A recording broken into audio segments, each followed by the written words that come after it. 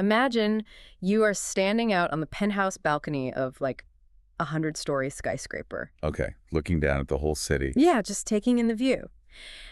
And you are entirely convinced in this scenario that you are floating in the air by your own sheer will. Like it's just your personal genius keeping you suspended up there. Exactly. You love the view, you love that feeling of elevation, and because you're so utterly convinced that you are the sole reason you're up there. You start ignoring the building. Right. You look at the massive riveted steel beams holding the actual building together and you just think, I don't need these. They're just taking up space. Wow. Okay, so you start dismantling them. You do. You start ripping out the steel beams. You sell them for scrap. You use the money to buy, I don't know, better furniture for your penthouse. Just maximizing the luxury of your own little enclosed system. Exactly. You pour all your time and loyalty into that extraction, but then slowly you wake up one day to this sickening metallic groan. The floor tilts. The floor tilts, and you realize this terrifying truth. The very structure that you ruthlessly optimized to be your ultimate helper is now in freefall. It hasn't just stopped working. No, it's worse. The tons of steel and glass that you manipulated for your own extraction have actively inverted. They've turned into a crushing, hostile force that's about to destroy you. I mean, that is the ultimate betrayal of architecture, right? Both literally and socioeconomically. It really is. It's that horrific realization that you haven't been constructing a fortress for your protection at all. You've just been meticulously funding the construction of your own prison. And paying the guards to lock you inside, all while calling it progress. Exactly. And that terrifying inversion, that specific moment of architectural betrayal is exactly where we are starting this deep dive today. Jumping right into the deep end. We have to. We're pulling apart this incredibly rational, deeply socioeconomic framework laid out by the scholar Allama Parwez. Specifically looking at his analysis of the closing passages of Surah Yaseen. Right. And what's wild is that Parwez doesn't read these texts as, like, mystical spells or ancient poetry. Not at all. He reads them as an absolute, unflinching blueprint of human societies. It's basically a diagnostic manual for why civilizations collapse. And how they actually transform, too. Yes. So in his reading of the verses, right around 74 and 75, he introduces this core premise that honestly just rewired how I look at institutions. The idea of the intermediaries. Yeah. He argues that humans constantly create or align themselves with intermediaries. They build idols, but he strips the religious paint off that word entirely. Right. He's not talking about stone statues. No. By idols, he means institutions. Political parties, economic systems, massive corporate monopolies. Anything that people turn to for ultimate support, security, or benefit. Because the human baseline is vulnerability, you know? We want a guarantor of security in a chaotic universe. So we construct these grand, complex systems and just elevate them to the status of untouchable authorities. We practically worship them. In a highly functional, practical sense. Yeah. We sacrifice our time to them. We tithe our income to them in the form of taxes or, like, corporate loyalty.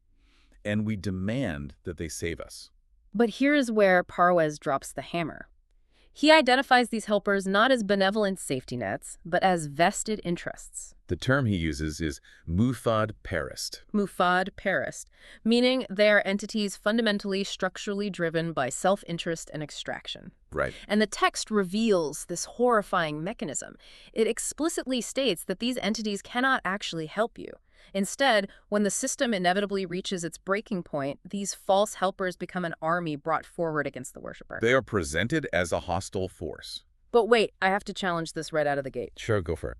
If I build a machine to extract wealth for me, and it successfully extracts wealth for decades, it's doing its job, why does a helper automatically become an enemy army? You're looking for the mechanical link. Yeah, where's the mathematical certainty that Parwez is claiming here? Because if you look at history, plenty of people build extractive systems and seem to do just fine.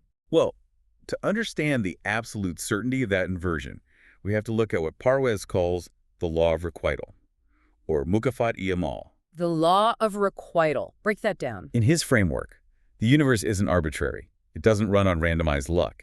It operates on strict, unforgiving laws of cause and effect. Like physics. Exactly like physics. Right. We accept this in the physical world. Okay. If you jump off that penthouse balcony we were just talking about, gravity doesn't care about your intentions. It just executes the math. It just executes the mathematical reality of your mass and the Earth's pull. Parwez argues that the socioeconomic world operates on laws that are just as rigid. Even if their velocity is slower. Right. So the inversion principle of false systems dictates that every structure built on extraction or exploitation or the unequal consolidation of power, It contains the seeds of its own destruction. the exact mechanical seeds of its own destruction. Yes. Okay, but break down the mechanics of that. How does the seed actually germinate? Because cause and effect can sound a bit like abstract karma if we aren't careful. And Parwez is decidedly not talking about karma. Right. So what is the actual thermodynamic pressure here? Okay, think of it as pressure within a closed social system. If you build an economic engine that extracts value from the foundation of the society to endlessly feed the apex, Like the top 1%, the ruling class, the dictator. yeah, you are creating a socioeconomic pressure cooker. The very mechanisms you engineered to extract that wealth are what hollow out the base. Give me a concrete example. Let's look at legal loopholes. Suppressed wages, monopolistic pricing. These aren't just clever business tactics. They're active extraction. They are structurally removing the purchasing power, the health, and the stability of the exact population that your system relies on to function. Oh, wow. I see. When you suppress the wages of the working class to maximize your quarterly profits, you're mathematically destroying your own future consumer base. Because who is going to buy the products your empire makes if the people making them are totally bankrupt? Precisely. The system is cannibalizing its own fuel source. And when that foundation inevitably fractures, the system doesn't just quietly fade away, does it? It doesn't send out a polite memo saying it's bankrupt. No. The consequences of that extraction aggressively attack the architects. The system becomes the definitive proof of the builder's ruin. Yes. But let me push on that delayed velocity you mentioned earlier, Yeah. because when I look at, say, a dictator who drains a country's wealth, stashes it in offshore accounts, and dies peacefully in his sleep at age 90 on a private island, Right. It doesn't look like the system attacked him at all. it looks like he won. So how does Parwez account for the timeline there? That is the illusion of the micro-timeline. You're looking at the lifespan of one biological human and mistaking it for the lifespan of the systemic law. Oh, so the law operates on a much larger scale. The law of requital operates on the scale of civilizations and structures, not just individual biology.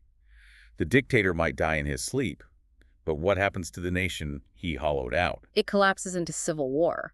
Exactly. The currency hyperinflates to zero, the infrastructure rots, and the very dynasty or legacy he spent his entire life trying to immortalize is violently erased from the map. So the army brought forward against them isn't always a literal army storming the bedroom. Often, the army is the catastrophic hyperinflation. It's the violent societal collapse. It's the complete eradication of the helper institution itself. The debt always comes due. You know, the 2008 global financial crisis feels like the perfect modern embodiment of this. Oh, it really does. If we look at the financial systems leading up to that crash, the massive, complex apparatus of predatory lending, the subprime mortgages. The collateralized debt obligations. Yes. The architects of that system viewed it as their ultimate helper. It was a golden idol generating unprecedented, mind-boggling wealth. But it was an idol constructed entirely out of pure extraction. I mean, they were writing loans they mathematically knew could not be repaid, Betting against their own clients. betting against them and extracting the fees. And when the math finally caught up with reality, which is exactly what the law of requital dictates must happen, that financial system didn't just gently correct itself. It actively turned into a hostile force. It foreclosed on millions of homes, it destroyed global credit markets, and it wiped out massive, century-old banking institutions that thought they were the masters of the universe. The financial instruments they invented to save them and enrich them literally became the weapons that tore their firms to the ground. The system itself became the adversarial army. It turned on its creators with absolute surgical precision. And Parwez is stressing that this isn't a divine lightning bolt from the sky punishing greedy bankers. It's just math. It is the inherent mathematical result of the system they chose to construct. Yeah. If you design a machine to extract blood, you cannot be surprised when it eventually bleeds you dry. Right. The intermediaries and institutions of false support do not merely fail to help. They become the undeniable physical proof of the worshipper's original fatal error in calculation. They are summoned as witnesses against the folly of the society that built them. That is such a chilling lens to look through. It shifts the blame entirely away from bad luck or mysterious divine will and places it squarely on human architectural choices. Which forces a deeply uncomfortable question about everything we've built. Exactly. If building a system of pure extraction is a mathematical guarantee of collapse, what does the alternative architecture actually look like? What is the blueprint for a system that doesn't inevitably turn into a guillotine? Which takes us directly into Parwez's reading of the earlier verses, specifically verse 71. And this is where the text uses an analogy that, on the surface, feels incredibly primitive. It really does. It asks a rhetorical question. It says, "Do they not see that we created for them from what our hands have made cattle, and they are their masters?" It sounds entirely mundane. Yeah, surface-level reading just sounds like an ancient agricultural observation, like, "Behold, you have cows, and you are in charge of them." Right, I read that and thought, okay, great, I can go to the dairy aisle. How does this solve civilizational collapse? Exactly. But Parwez's reading here is a massive paradigm shift. He centers this verse entirely on the concept of productive stewardship and jurisdictional boundaries. Jurisdictional boundaries. He argues that the text is explicitly granting humans mastery, the legal and functional ability to be owners or masters over the non-human natural world, like cattle. But the absolute core of his socioeconomic philosophy is found in what is excluded from that mastery. Yes. The overarching framework strictly forbids humans from taking absolute ownership, mastery, or dictatorial authority over other humans. That is the line in the sand. When you claim mastery over another human being, you are not just committing a moral wrong. You are violating the structural architecture of reality. Exactly. And what is fascinating here is how Parwez defines the exact nature of that degradation. How so? Well, the category of things that can be mastered is strictly limited to livestock and natural resources. Therefore, when an elite class, a dictator, or an exploitative economic system forces humans into a state of absolute submission where their autonomy is stripped and their labor is entirely extracted for the unilateral benefit of a master, They've forcefully shoved those humans down into the biological category of livestock. you are literally treating them like the cattle mentioned in the verse. Yeah. You're categorizing them as an extraction resource rather than a generative partner. That is so dark. But Parwez uses severe historical examples to pull this out of the realm of theory, right? He does.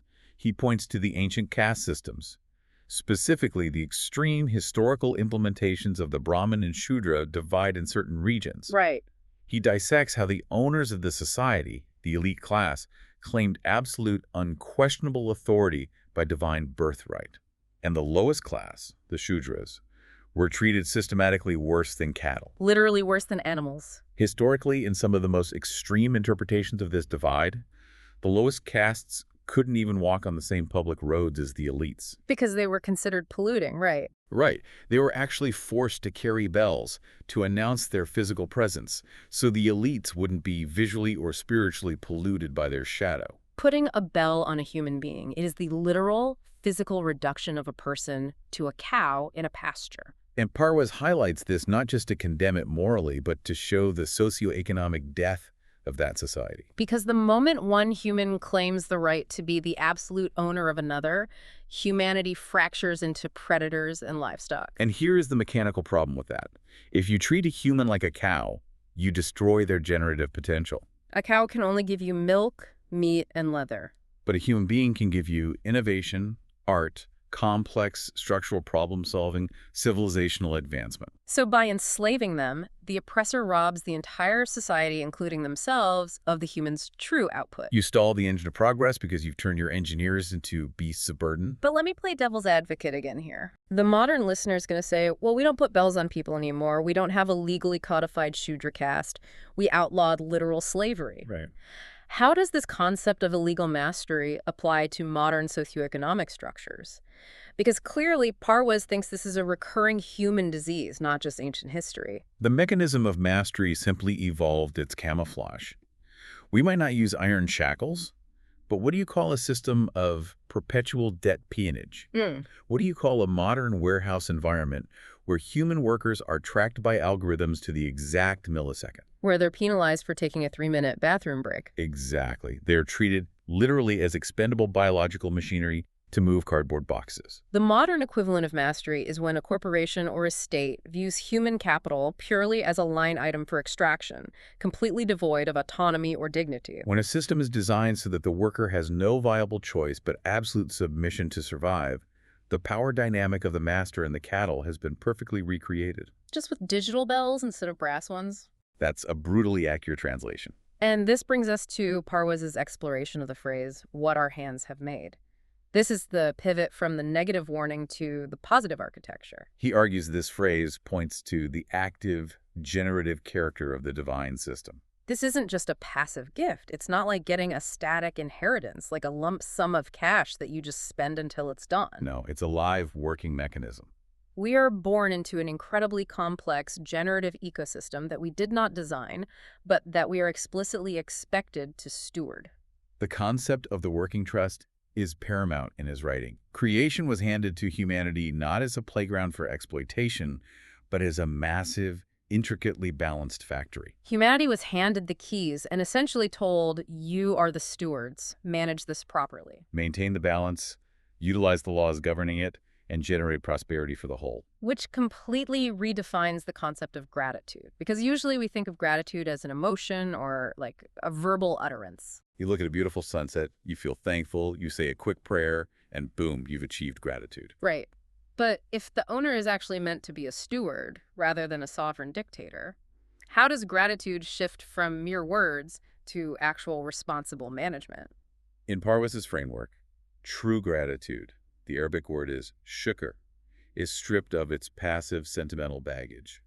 It is entirely an active, operational concept. It means utilizing the system according to its optimal intended laws. Let me give you an analogy. If an engineer gives you a highly complex, incredibly expensive water purification machine for your dying village, Okay. thanking the engineer doesn't mean sitting in a circle singing songs to the machine while it rusts in the dirt. Right. Singing to the machine doesn't produce any clean water. Exactly. True gratitude means reading the manual, oiling the gears, changing the filters, and operating the machine at its maximum capacity.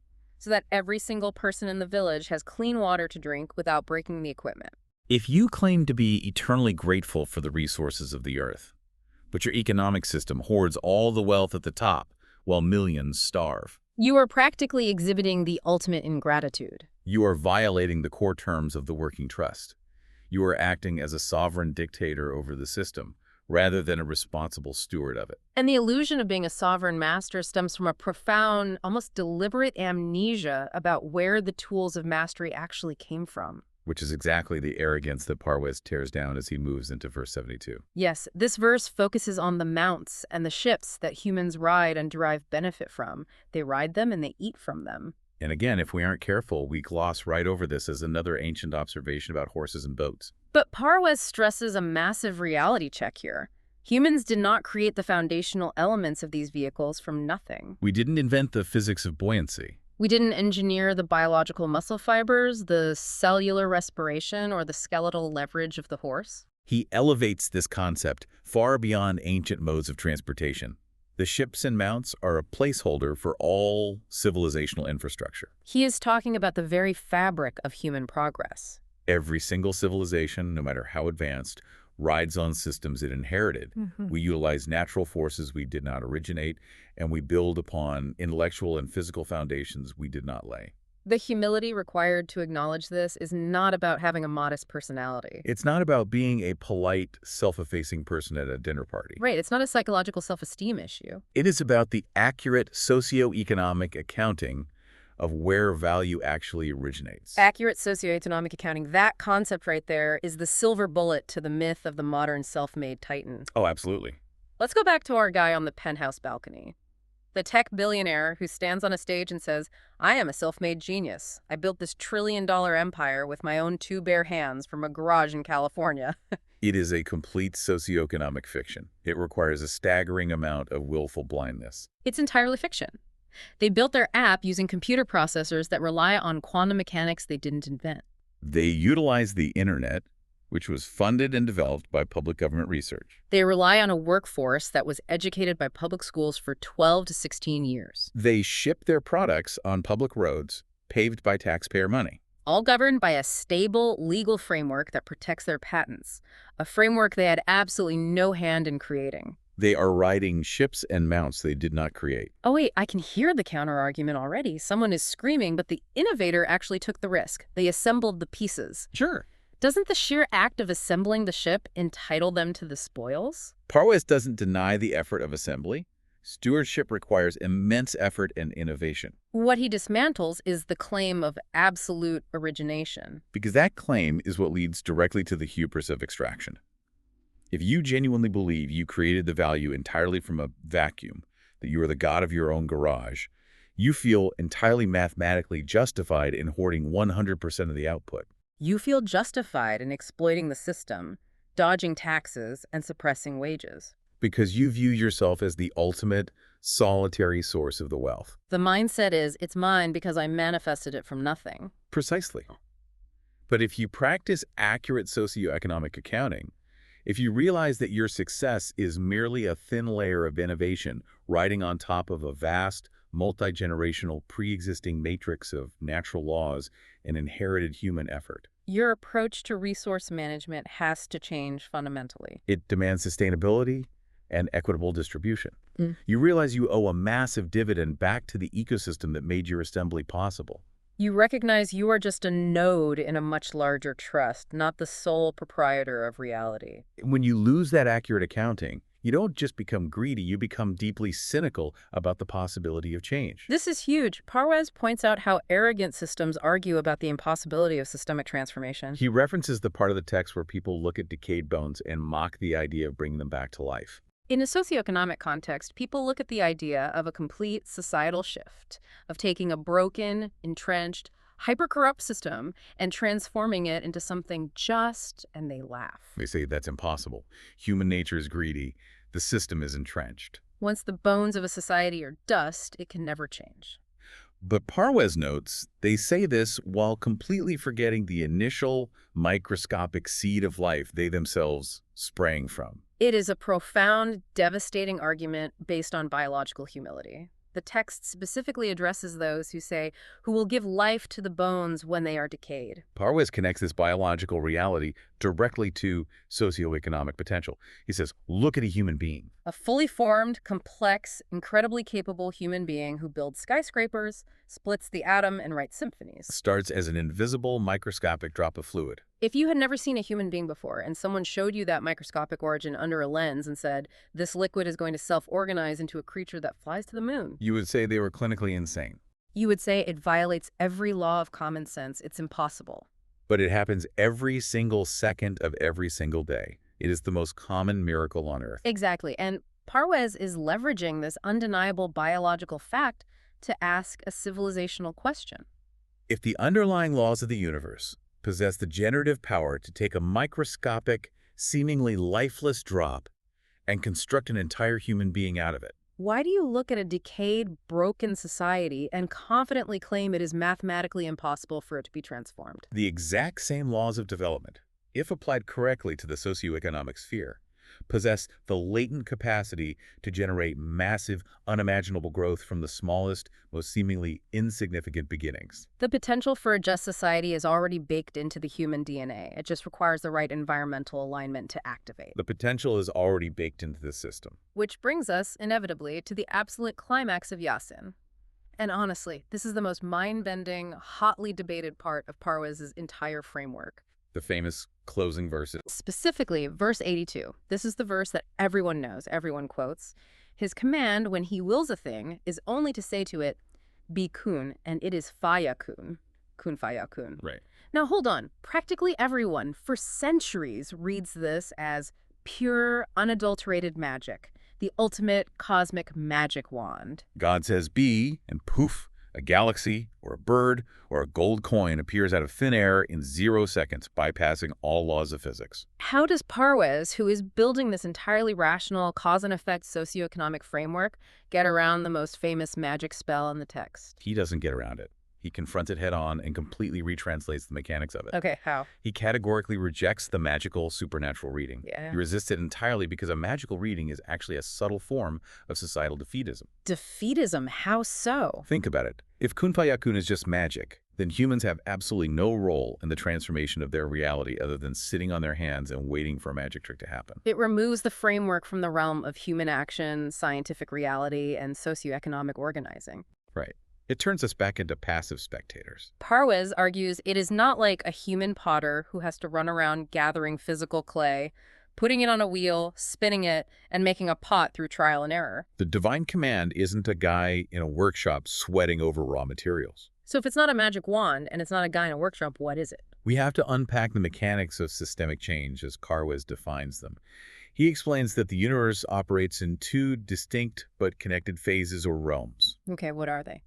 There's the realm of Amir, which is the command, the blueprint, the underlying design and intention.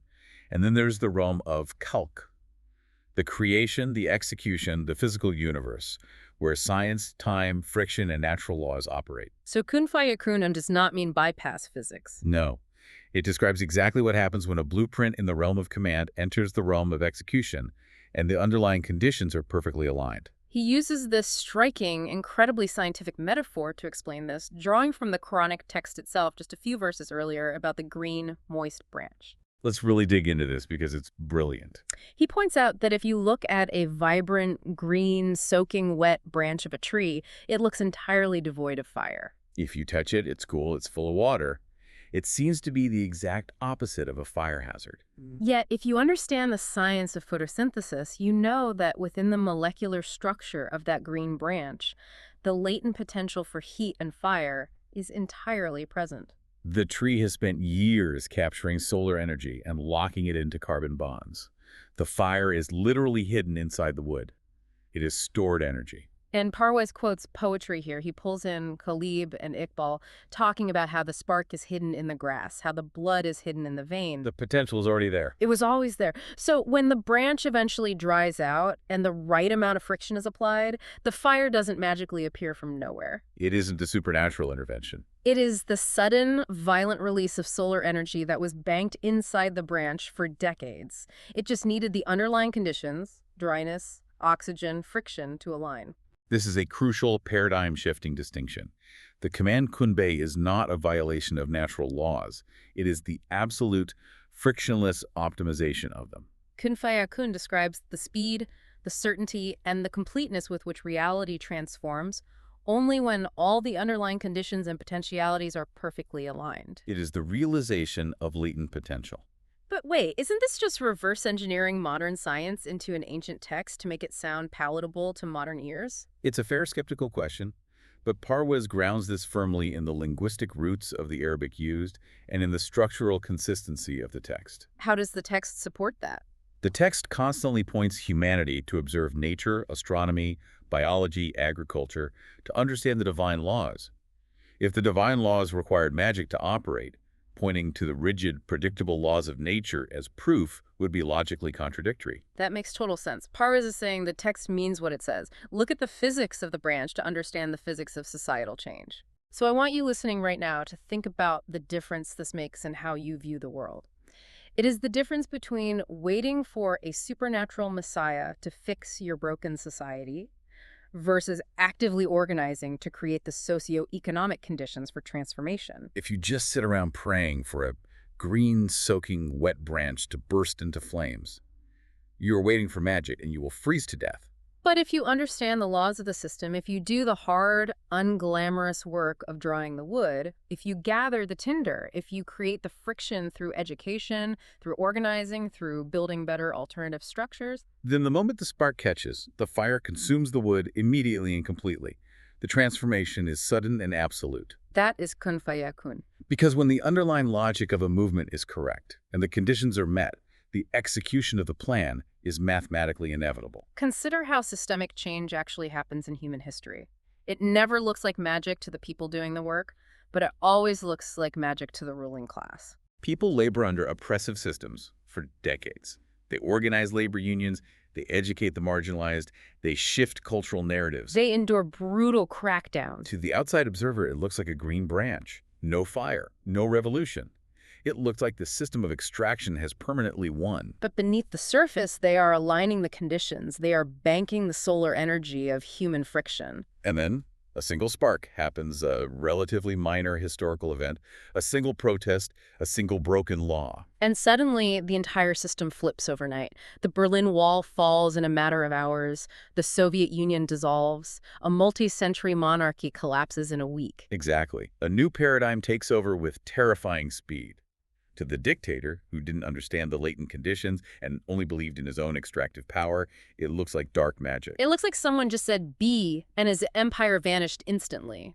But to the architects of the resistance, who understand the socioeconomic laws, it was the inevitable, mathematical result of aligning the latent forces of humanity. This is the core of Parwez's message here. He is telling humanity to stop waiting for a magical override of the system you are failing to maintain. Start aligning your society with the generative laws of the universe, and you will see how rapidly and completely transformation can occur. The speed of kun fayakun is available to us, but we have to provide the dry wood. That is just phenomenal. It really is. It takes this ancient, deeply revered text and turns it into a working manual for human liberation. We've traced a massive arc today, moving from the penthouse balcony to the molecular structure of a branch. We started with that chilling inversion, the reality that the false helpers we build, the extractive institutions, the predatory financial systems, the vested interests. They don't just quietly fail us.